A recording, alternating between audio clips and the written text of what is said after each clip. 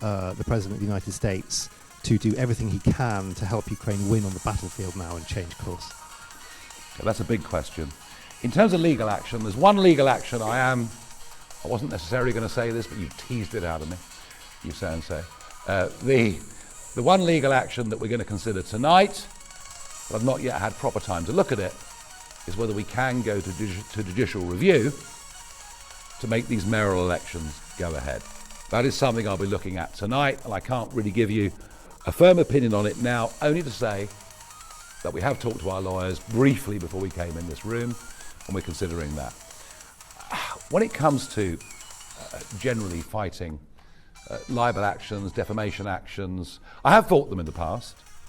I've never lost one. I haven't fought very many, but my experience is they take up a huge amount of your emotional capital, your financial capital. You almost become obsessed with the case, and you live, breathe, and sleep it to the detriment of virtually everything else.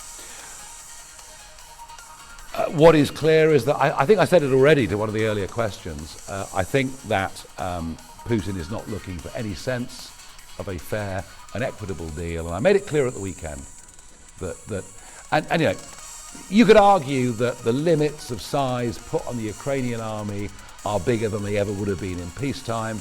Yeah, you could argue that, but equally it's making a demand on Ukrainian sovereignty, and generally the only people that accept limitations on the size of their army, their air force or their navy are people who've signed unconditional surrenders. So on a point of sovereignty principle, I don't find that acceptable.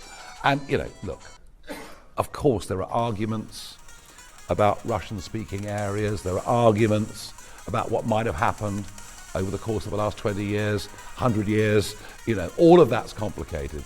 But I don't think that Zelensky, and who knows how long he's going to last, you know, because we've always known that Ukraine is one of the most corrupt countries in the world, but he's shown personal bravery. How can Zelensky give up territory that they've lost tens of thousands of lives defending? So the deal as it is at the moment doesn't work and can't stand. But look, can I be clear? That is not an anti-Trump comment. I admire Donald Trump for trying damned hard to find a peace settlement. And what he's achieved in the Middle East, I think, is greater than any American president has achieved in half a century. And you know, Trump's strength is that he is by nature a peacemaker, not a warmonger, like most of the American presidents that have preceded him in the previous quarter of a century. Some would argue his desperation for peace is perhaps a weakness as well. You can view it how you want, but he's always been very, very determined to use this second presidency to try and use American might and muscle, and forget the tariff arguments, they're about money, but to try and achieve peace in the world if he can. And I admire him hugely for it, and I know how frustrated he's been by Putin's lack of rationality. Aggie Chambers from LBC. Sorry.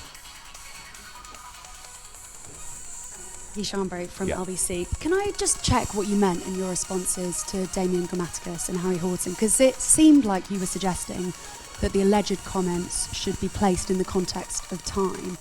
Do you agree now that comments like that would be unacceptable now? Are you trying to suggest they weren't acceptable then? And there's lots of Tories that obviously you wouldn't want in Reform UK, but would you be interested in having Robert Jenrick by your side? That's a really good question. Well done. Look, back in the 1970s, the culture was very different, especially at Dulwich. Lots of boys said lots of things they'd regret today or simply just laugh at. And the double standards from the BBC this morning were wholly unacceptable.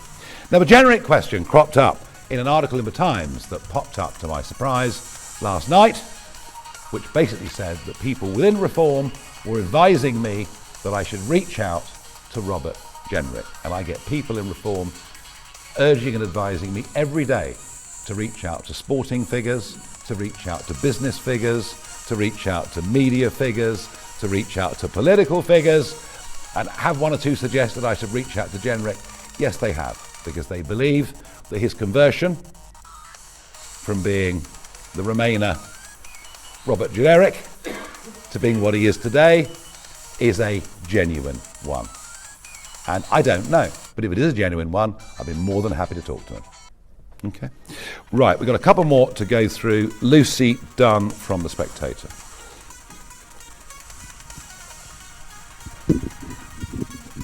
Hi, Nigel.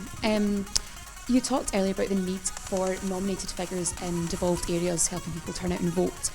So, in that case, why won't you choose and announce leaders of the Welsh and Scottish Reform parties ahead of the Holyrood and Senate election?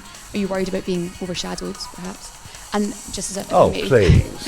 if I may, Please. Reform has received obviously a very big donation. What are you going to spend the money on? You clearly think I'm some sort of narcissistic loon, who won't allow anybody else in the party to have any profile at all. If you actually watch broadcast media, you'll see I rarely appear now. I'm more than happy, for Richard Tice, for Zia, Lila Cunningham, for others, David Bull, for others, to go out and appear on, TV debate programmes, phone-in radio. Sarah does quite a bit of it too. Danny a bit less so because he's behind the scenes working on, our big plan going ahead.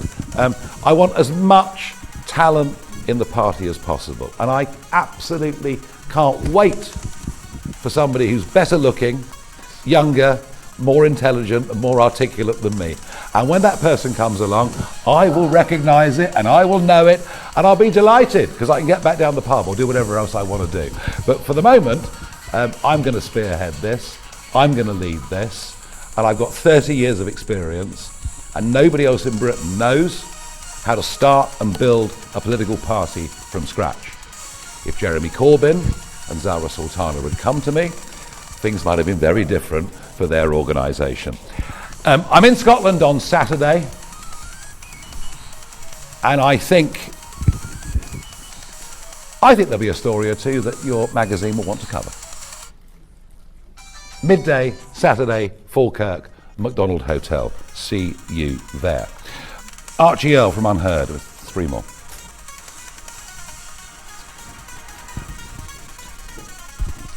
Thank you, Mr. Farage.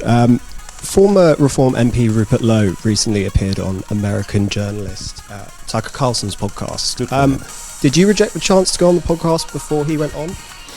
I've known Tucker for a very, very long time. I used to appear quite regularly on his Fox News show. He even once said I was his favourite foreigner.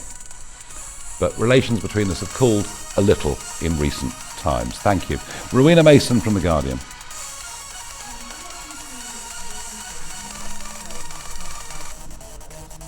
Oh, play the joke or double it, go on. Making things up. Are you saying that they have a different interpretation of events that actually... Recollections may vary after half a century. Thank you. Let's go on to the last one. Sophie Hutchinson from the Daily Mirror.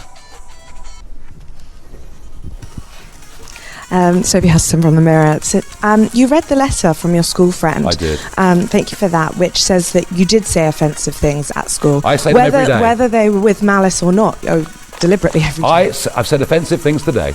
There we are. Will you apologise to the people for the offence you caused? If I genuinely thought I'd hurt somebody, I would apologise, of course. I've never, ever, ever in my nature been a bully of any kind at all, and I would never wish to.